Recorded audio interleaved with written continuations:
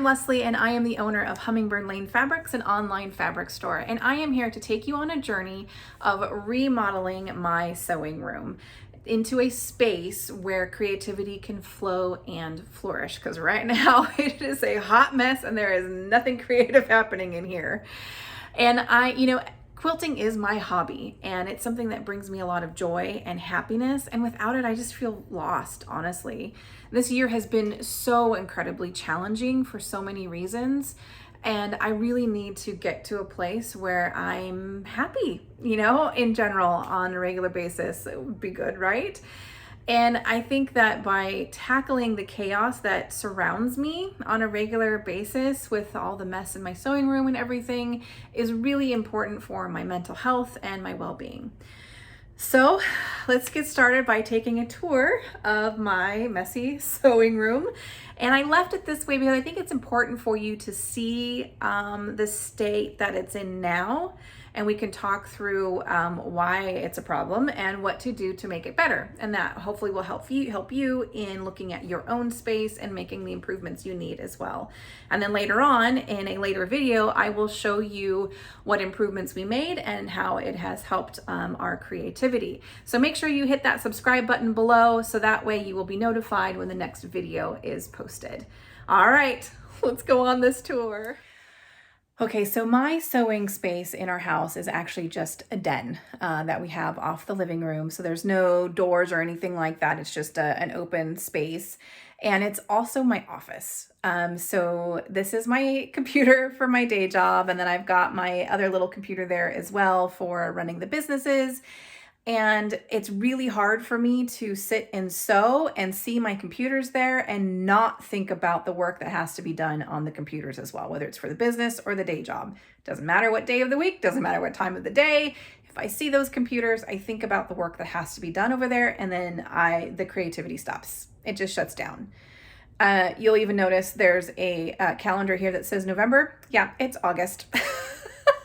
That is not for the coming November, that was for last year's November. So it just shows you how behind I am on a lot of things, and we're gonna take care of that. So the step one in creating a creative space where you can flow and flourish is to remove distractions.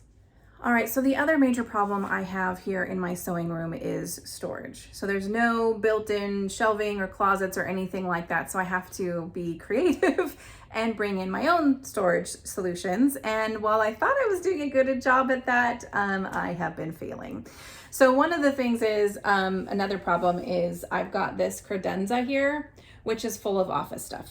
So like we said in step one, that's part of my distraction. So that's gonna go away, which will be great. It'll bring up some space for me to put a nice, lovely cabinet there, which I will show you in the next video when we show you our solutions. This cabinet right here, the white one, while it's very, very pretty and did do a good job in serving me when I had a much smaller sewing space, it's really not that great of a cabinet. It's kind of short, so can't really get a lot in there, and the shelves are really not very deep. So you can't really stack a whole lot of fabric in there or boxes or anything. So it's kind of a waste of space. So that cabinet's gonna go bye-bye. And then I'll also show you, because I don't have a lot of storage, I have a lot of bags and stuff just piled up on the ground. And there's my super awesome little puppy, Rocky. He's my little sewing buddy. He's always around me. So all of these bags are gonna have to come up off the floor because I can't get to my design wall. It's actually in front of my cutting table and I can't get to my cutting table, which I'll show you in a second. So step two to creating a creative space where you can flow and flourish is storage. Storage is so important to making sure you have a place for everything and that it's not in your way from staying creative. All right, so next in our creative journey is creating what I call the triangle. It's basically creating a flow for your creative process that is uninhibited and unimpeded. So you want to think of it as, if you're a sewer, of cut, sew, iron. That's usually how you make a quilt block or anything. You're going to cut the fabric first, you're going to sew the pieces together, and then you're going to iron your seam flat. So you want to keep that kind of flow happening so that you are being at the most productive and efficient in your work. Right now I've got my cutting table here to my left, and then I've got my sewing table. You can see my sewing machine right there. And then I've got an iron thing over there that's really not that great. I was trying that out because my my ironing board is actually in the hallway. It's in the hallway of the den because there's nowhere in the den for me to put it, which is not ideal. And while this station has kind of worked, it's not great because number one, I can't get to it because there's a bunch of stuff on the floor because I don't have storage to get to it. And it's on a credenza full of a bunch of stuff that is distracting me from being creative. So you can kind of see how everything kind of connects to each other and is just creating this kind of chaotic environment where creativity is being hampered.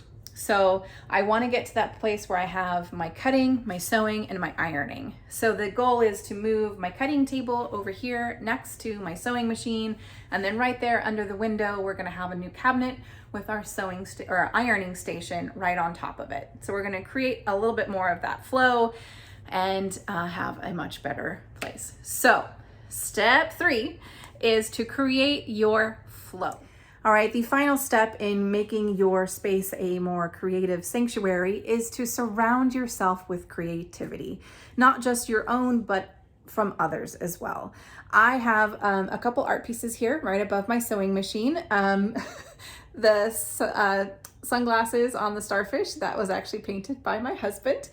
He and my daughter went on a painting little expedition and she painted that, as you could tell, and then he painted that, and I just absolutely love those. Those bring me joy every time I sit at my sewing machine. My daughter also painted this lovely mess and then I have a couple of little acrylic paintings here that were done by my aunt, who is a fabulous artist. I'll put a link down to her art down below.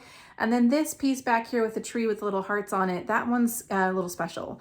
I won that in a raffle at a sewing retreat we did at an Alzheimer's care facility. That was painted by one of the patients, and for me that was special because I had an uncle that passed away from dementia. And so this was kind of my way of connecting with him in a sense, and having something that kind of reminds me of him. He didn't paint that, but it just, the fact that it was painted by a patient just kind of connected it for me. And I just find that really special. So the final step, step number 4, is to surround yourself with creativity. So there you have it. There's my disaster of a sewing room and all the ideas I have in making it a much better place where creativity can flourish and create a more of a sanctuary for my creativity. So in the next coming weeks, we will show you some of the progress we've made with the changes that we're going to be doing, and I will be sharing those in the next coming videos. So make sure you hit that subscribe button so that you can get notified when we post those videos. And if you have any ideas on what I can do to improve this space, I would love to hear it in the comments. So make sure you comment and let me know what you think would be a great idea for my sewing space. I'll see you next time. Thank you for watching.